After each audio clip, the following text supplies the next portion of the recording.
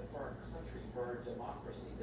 This is a convicted criminal who incited a mob to storm the Capitol, something that's never happened before in American history. And now we Look at him go, Victoria. The second term of Donald Trump could be far, far worse.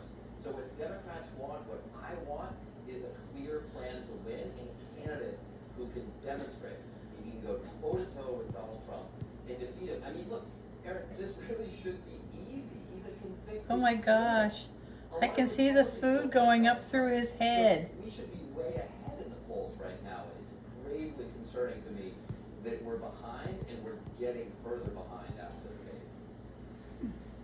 So Jill Biden, the First Lady, obviously has been a steadfast defender of her husband by his What? side. And she Look said at the on Tuesday phone. that I worked with You can see the food passing through. Look at the phone. You can see the food passing through. Oh, wow. Yeah. That's cool. Oh my gosh, okay.